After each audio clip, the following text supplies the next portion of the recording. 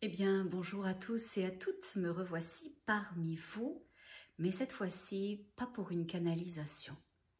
Je suis là parce que on va avoir besoin les uns des autres prochainement, et j'aurais même tendance à dire maintenant. Je vous explique de quoi il en retourne. Dans la dernière canalisation, la 88 que j'ai éditée il y a quelques jours, je vous exprimais mes intentions, et pas juste mes intentions parce que les billets d'avion sont réservés, mais d'aller dans un pays où je n'avais pas nécessairement de coup de cœur, j'y avais déjà été visiter, mais j'avais une évidence. Et comme je vous le dis, je ne me pose jamais de questions. Et vous allez voir à quel point c'est chouette de ne pas se poser de questions. Et donc, quand j'ai accueilli l'information que je devais me rendre dans ce pays-là, j'ai commencé à chercher des billets d'avion. Parce que dès que j'ai eu l'information, moi je connecte. Je vous ai dit, je suis une fille un peu rapide. Donc je connecte et je me suis dit, ben oui, on va y aller au final. On va chercher les billets d'avion. Il n'y avait rien qui fonctionnait. Ni les dates, ni les sièges qu'on pouvait avoir, ni l'endroit où on atterrissait, ni la durée des vols. Il n'y avait rien, rien, rien. Et à un moment donné, à m'énerver, j'ai passé plusieurs jours là-dessus. Les guides me disent, ben t'as pas compris? Je dis, si, j'ai compris. Je dois arrêter. Mais je ne comprenais pas. Je n'ai pas posé de questions. Je ne comprenais pas pourquoi je recevais une information qu'il fallait que je m'y rende, mais qu'il n'y avait pas de vol de disponible, pour moi, selon mes critères, de ne pas non plus passer 3 jours faire le tour de la planète pour y aller. Et donc, j'ai laissé la faire. J'ai laissé la faire jusqu'à il y a quelques semaines. Et il y a quelques semaines, je me suis mis derrière mon écran, j'ai refait la même recherche, de la même façon, et ça a fonctionné. Alors effectivement, les dates n'étaient pas complètement les mêmes, mais sinon pour tout le reste, c'était correct. Et ça a marché, tout a fonctionné très bien. L'aller, le retour, le type de siège, l'escale, le temps de vol et tutti quanti. Parce que je partais de loin à ce moment-là, donc je ne voulais pas non plus faire la tour de la planète pour me rendre dans ce pays. Et au final, j'ai cherché après un hébergement sans rien trouver. Et je ne suis pas en panique. Je me dis que c'est juste et qu'au moment opportun, je saurai où je dois me placer, me poser, même si je pars avec ma fille et qu'à un moment donné, il va falloir quand même qu'on trouve un lieu d'hébergement, un hôtel, une villa, peu importe. Mais à date, rien ne m'a parlé. Et je m'écoute, je m'accueille. Et dans cette logique absolue d'avoir l'information au moment juste et approprié pour nous quand la chose est prête, quand la chose est mûre, pas juste quand on nous envoie le fumet d'un plat qui est en train de mijoter, mais au moment où il est prêt à être mangé, alors il peut être servi. Et c'est pareil pour l'information. Nous, souvent, on hume les plats, on les sent. On a ce que l'on appelle une intuition. Alors une intuition, c'est quoi? C'est juste qu'on connecte au champ du tout et à l'événement, aux possibilités, à l'ouverture et à la multiplicité des options. Mais ça ne veut pas dire que c'est là pour maintenant, pour tout de suite. Et moi, sotte que je suis, j'avais sauté à pieds joints. Mais je ne me posais pas de questions. Donc j'ai accueilli le fait qu'il fallait que je prenne mes billets. Et c'est tout. Et qu'est-ce qui vient de se passer? Ben maintenant, l'information, elle est disponible pour moi. Malheureusement, elle est disponible pour beaucoup en ce moment, cette information-là. Parce que, avant de vous dire et de vous délivrer où je m'en vais et ce que j'ai compris, les guides m'ont dit un tout petit peu en amont, tu sais, tu avais prévu de faire des masterclass de pratique parce que j'ai enseigné le je suis et c'était 3 classes pour les 3 niveaux de compréhension. Les 3 étapes, je devrais plutôt dire. Et les guides m'ont dit, tu avais prévu de faire tes masters pour que les gens puissent pratiquer, faire des petits groupes, des ateliers, de l'interaction pour savoir ce que l'on fait correctement au regard de qui l'on est, ce que l'on n'a pas tout à fait compris pour pouvoir véritablement reprendre et si c'est génial, eh bien de se sentir boosté par justement une légitimité commune, une souveraineté. Et ils m'ont dit, bah, est-ce que tu peux concevoir et envisager de reporter? J'ai dit oui. Oui, moi, j'ai aucun souci. Et je sais que les gens sont dans leur cœur qui suivent ces classes-là et qui le comprendront. Donc, ça en est resté là. C'était oui. J'étais en disponibilité, on me proposait quelque chose, j'ai dit oui. C'est un peu comme si une amie vous appelle au téléphone et vous dit « Tu irais bien te taper une pizza avec moi ?» et vous lui dites « Ouais, je dispo. Ouais, ça me ferait plaisir. Ouais, j'avais prévu un petit truc pour moi, mais non, mais ça, c'est prioritaire pour moi. » C'est exactement ce qui m'arrive. Et rendu là, ça en est resté quelques jours là. Et vous savez que moi, je ne regarde pas les informations, je le dis souvent, ça pourrait être la 4e guerre mondiale, je ne le saurais même pas. Et de façon, entre guillemets, inattendue, un peu le hasard, mais bon, c'est le hasard que prend les guides quand ils ne veulent pas signer, je tombe sur une information, là, très dernièrement, je m'excuse pour tous ceux qui y sont depuis longtemps, bah, qu'il y a eu un séisme au Maroc. Et qu'il y a eu un séisme près de Marrakech. Et que il y a des milliers de personnes qui sont décédées, qu'il y en aura probablement d'autres, etc. Et au début, j'entends l'information, hein, moi ça fait pas 1 et 1, ça fait 3, hein. Non, non, parce que 3 c'est le nombre des guides, hein. Pensez pas que j'ai pas été à l'école suffisamment longtemps. Je me dis, ok, vous dites toujours qu'il faut pas être triste, alors j'ai envoyé de l'amour et de la lumière. Ils me disent, ah ça y est, t'as compris. Et d'un seul coup, ils me font placer mes mains sur la terre, dans une attente hein, qu'ils ont que je fasse ça, et j'ai tout de suite compris. L'information 1, l'information 2, l'information 3, tout le monde s'est mis en même temps, toutes ces informations se sont mises ensemble, et j'ai compris. Parce que le pays où je vais, où j'ai prévu mes billets d'avion, et j'avais eu l'information que je devais m'y rendre, mais sans savoir pourquoi, et que moi je pensais que c'était pour ma ferme thérapeutique, ce qui sera peut-être le cas aussi, c'était pour cet événement. Mais je ne vais pas le savoir parce que l'événement n'avait pas eu lieu et parce que, comme le disent toujours les guides, on a l'opportunité de changer toute chose à tout moment. Et là, j'ai senti qu'il fallait que mon départ, parce que c'est pas ce qu'il fallait que j'y aille, c'était déjà prévu, j'avais répondu au fumet que j'avais senti qu'il fallait que j'y aille. Et donc, j'ai mes billets d'avion et j'ai senti que les guides me demandaient de réparer la terre. Alors pas que moi, toutes les personnes qui voudront le faire de l'énergie de leur cœur d'où elles sont pourront faire la même chose, mais il fallait que je m'y rende. Et je vous en parlerai dans une prochaine canalisation parce que là, pour le coup, j'ai demandé pourquoi. Et de ce que j'ai compris, en substance, parce que je veux vraiment pas faire une canalisation, là, c'est pas le but. Le but, c'est de vous dire d'autres choses importantes derrière ça. J'ai senti que ça devait être réparé, qu'il y avait une fracture très très importante énergétique et que quelque chose se réveillait, qu'il y avait de la colère. Et moi, vous savez, la canalisation que j'ai postée lundi, je l'avais faite à peu près 5 jours plus tôt, avant que cet événement n'ait lieu. Et tout fait du sens maintenant. Et quand les guides me montrent cette colère, ils me montrent un trou béant, pas juste dans la terre, mais dans l'énergie.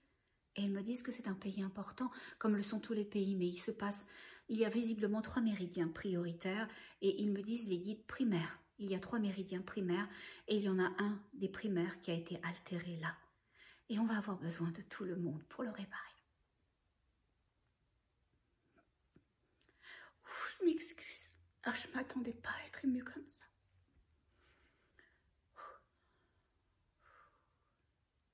Ce qu'il faut que vous sachiez, c'est que quand il m'envoie de l'information, c'est une émotion. C'est une émotion. Oh, je suis désolée. Quand il m'envoie le fait que il y a un trou énergétique et qu'il doit être comblé de nos lumières, je ressens ce que ça peut emmener si on ne le fait pas. Waouh, je vais me reprendre, je m'excuse. Alors c'est pour ça que je suis là aujourd'hui, avec toute mon émotion et désolée, pour vous expliquer ce que l'on peut être ensemble et le faire. Et pour ça, je vais vous parler d'une expérience qui a été menée en 1990. En 1990, je ne sais pas si vous vous souvenez, les âmes les plus récentes, non, parce qu'elles n'étaient pas sur Terre, mais les plus anciens comme moi s'en souviennent. En 1990, il y avait la guerre et le conflit entre Israël et les Palestiniens. ça a duré, c'est toujours malheureusement pas fini. Et à ce moment-là, il a été décidé de mener une expérience au Moyen-Orient. Des chercheurs, un groupe de chercheurs américains, et pas que, se sont mis ensemble pour, comment dirais-je, introniser à des participants le sentiment de la paix. Ils leur ont appris à ressentir la paix, à éprouver ce sentiment de paix et à le vivre comme si la paix était déjà là. Et ils ont envoyé ces personnes dans les lieux de guerre. Alors pas pour qu'ils récupèrent un boulet ou un missile ou ce genre de choses, mais parce qu'il fallait être présent sur place, parce que ça avait encore plus de signification, d'importance, pas plus de valeur, mais c'était vraiment significatif. Et ces personnes qu'ils ont entraînées avec le sentiment d'éprouver la paix, de ressentir la paix, que c'était fait, que c'était là, qu'ils amenaient la paix, qu'ils étaient la paix dans ce lieu-là, eh bien ça a eu une incidence extrêmement puissante et importante. Puissante au point que ces individus qui ressentaient la paix, qui étaient la paix, qui véhiculaient la paix, qui la diffusaient, c'est comme si vous étiez une lumière et qu'il n'y avait pas de compromis à faire. Une lumière génère de la luminosité, une lumière émet un spectre de luminosité. Alors, véhiculant la paix, toutes ces personnes diffusaient la paix à grandeur. Je ne me souviens pas et je ne sais pas si j'ai jamais eu l'information de combien ils étaient exactement au Moyen-Orient, mais je vous expliquerai après de combien on a besoin pour changer les choses fondamentalement et puissamment. Et à chaque fois que ces personnes allaient dans ces zones de guerre, expérimenter la paix, sentir la paix, véhiculer la paix, être la paix, significativement tout changeait. Le terrorisme s'est arrêté. Les fréquentations aux urgences ont baissé, les accidents de voitures également. Et il y a eu une espèce de pacification, il y a eu des trêves pendant ces périodes-là. Et les chercheurs se sont dit, c'est bien beau, mais c'est probablement une coïncidence, vous savez comment ils sont des fois. Alors ils ont renouvelé l'expérience, une fois, deux fois, trois fois. Et à chaque fois, c'était significatif, à chaque fois, on repartait dans des baisses de tout. Et si significativement qu'il était impossible au regard des critères que ce soit une coïncidence, que ce soit le résultat d'une chance. Il se passait quelque chose. Il se passait quelque chose. On créait quelque chose. Un champ de paix, une modification de toutes choses. Et quand c'est arrêté, les choses ont repris comme elles étaient avant. Alors, au regard de ce qui s'est passé durant ce conflit israélo-palestinien, si on faisait ça pour la terre, parce que ce qui arrive aujourd'hui au Maroc, ce n'est que le début de quelque chose. Alors tous et toutes où nous sommes sur la planète, qui que nous soyons, quelles que soient nos origines, nos croyances, nos aspirations, nos vocations, notre éducation, eh bien nous avons en commun une chose magnifique, c'est que nous voulons être, et nous voulons être en paix avec nous-mêmes, avec les autres. Nous voulons pouvoir concevoir des journées de soleil, marcher libre, être indépendant, être dans une énergie de possibilité d'expansion, où nous individuellement et nous collectivement, nous bénéficions de tout cela. Alors c'est pour ça que je suis là aujourd'hui. Je suis là aujourd'hui parce que, et ça je vais peut-être le regarder parce que je m'en souviendrai pas, je l'avais noté, on n'a pas besoin d'être beaucoup. Les chercheurs ont calculé combien nous devions être pour faire une modification significative. Alors vous êtes prêts à tomber de vos chaises les uns et les autres comme moi je l'ai été.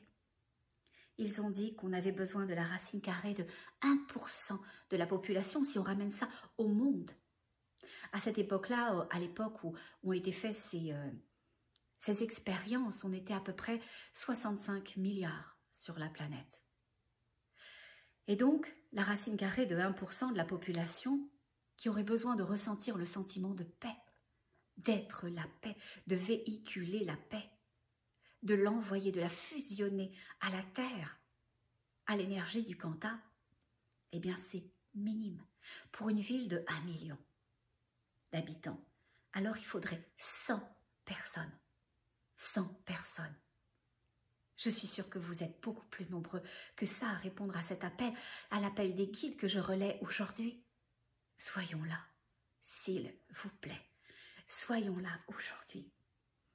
Et j'avais noté le calcul justement pour l'intégralité de la planète au moment où ils l'ont calculé, eux, où ils ont fait l'expérience. Eh bien, il y avait 6,5 milliards d'habitants et ils avaient fait ça un peu à la louche, hein, parce qu'ils avaient dit 6 milliards, et le 1%, c'était 60 millions.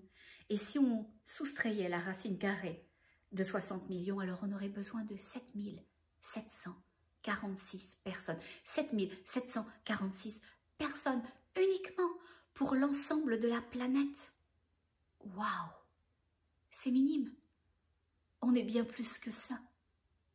On est bien plus puissant que ça. On est capable de se regrouper, de créer ce groupe de 8000 personnes. J'en suis certaine, j'en suis convaincue. Et l'idée, au travers de tout ça, c'est que vous devez être dans votre vie ce que vous voulez voir dans le monde. Alors, l'idée n'est pas de limiter l'accès à qui que ce soit, de se regrouper dans l'énergie de son cœur et de participer, mais à tous ceux qui sont dans leur vie, ceux qui sont dans leur cœur, à ceux qui ont cette juste intention de l'être et de le voir naître, d'y aspirer pour l'ensemble parce qu'ils se le permettent à eux-mêmes, ben rejoignons-nous, rejoignons-nous. Et c'est pour ça que les guides me demandaient si je serais à l'aise à reporter mes classes, mes masterclass, parce que avant de partir, nous pourrions nous voir les uns et les autres pour faire ça, et moi je le ferai en live sur YouTube. Je ne sais pas du tout comment je ferai ça, j'ai jamais fait ça de ma vie sur YouTube, mais je vais sûrement trouver, les guides vont me permettre de le trouver. On pourrait se retrouver tous les samedis à 19h30 heure française et à 13h30 heure du Québec. Je sais qu'on va changer d'heure, donc je réactualiserai ça à un moment donné. Je pense que c'est novembre ou fin octobre, on change d'heure, enfin bon, il faudrait que je vérifie. Mais on pourrait faire ça. On pourrait faire ça, commencer ce samedi-là. Voilà, moi j'ai libéré mon temps des masterclass et je sais que tout le monde le comprendra dans l'énergie de son cœur. Et sinon, ça leur appartient aussi de ne pas le considérer. C'est juste.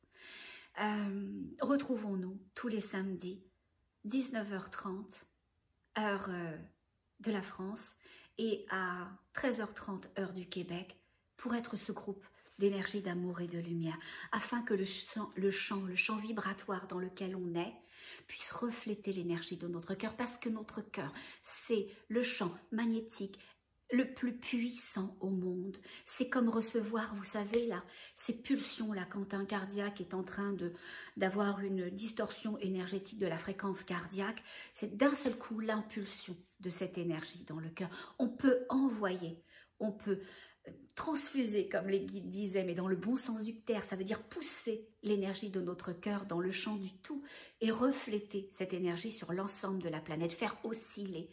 Parce que malheureusement, de mes compréhensions, ce champ qui a été fracturé à un endroit si important, donc au Maroc, pourrait être la cible d'attaques puissantes et viles. Il faut que nous refermions ça. Nous devons refermer avec notre lumière, avec notre bienveillance, avec notre amour, avec notre générosité, avec notre humanité. C'est possible, je le sais.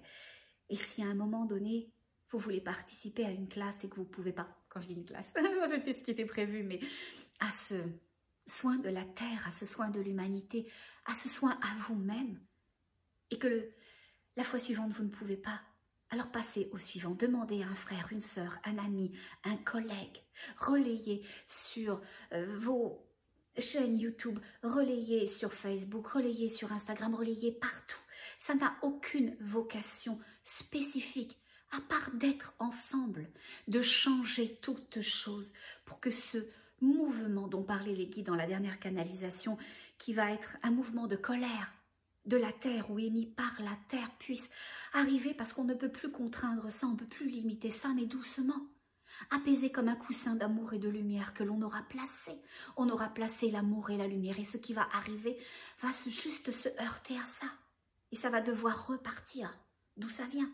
Ça aura peut-être une oscillation particulière, un mouvement particulier. On le verra, on le constatera, mais ça aura tellement moins d'impact et de puissance et de retombées et de limitation que ce qui est prévu. Voilà. Alors c'est ça que je voulais véhiculer aujourd'hui, que je voulais vous demander. Soyez avec moi, s'il vous plaît. Moi, je vais faire ce que je peux sur place, et si sur place, à un moment donné, les guides me disent que c'est juste, alors ceux qui sont sur place, revenez, vous viendrez me voir et nous participerons ensemble à ce rituel à la terre. Mais pour le moment, on ne peut pas laisser ce trou s'agrandir, parce que c'est le risque de voir l'obscurité rentrer dedans. C'était un point puissant, et je demanderai lors d'une prochaine canalisation, qui à mon avis va arriver très très vite au regard de tout ça, et de ma conscience de l'événement, parce qu'avant je ne le savais pas, de l'information. Mais ce point-là, cette brèche qui vient d'être faite, il faut que nous la refermions de nos lumières le plus vite possible, les uns et les autres. Alors, merci d'être là, répondant tous et toutes à mon appel. Ok? Ça n'a aucune étiquette. Vous savez quoi? Ça porte juste l'étendard de l'amour et de la lumière. Je vous remercie. Je vous remercie de tout mon cœur. Et vous savez pour qui je vous remercie? Pour Gaïa, pour l'humanité, pour ceux qui sont venus avant, qui ont tellement œuvré pour que nous sortions de ce champ d'obscurité, que nous voyions la vie, que nous soyons la vie, que nous puissions être libres, libres d'être ce que nous sommes venus expérimenter, parce que ce que nous sommes, ce que vous êtes, c'est beau, c'est grand, c'est puissant. Et maintenant, on le laisse aller, on l'explose tel un feu d'artifice. Alors je vous attends, je ferai une autre petite capsule pour vous dire comment ça va se passer, mais je vais faire ça sur YouTube parce que je ne vois pas trop comment je pourrais faire sinon. Je vous aime beaucoup, sachez-le. Et là, aujourd'hui, plus que jamais, qu'est-ce qu'on fait? Qu'est-ce qu'on fait? Vous le savez tous et toutes. Eh bien, très important, on reste dans l'énergie de son cœur. Voilà. À tout bientôt, à chacun, chacune.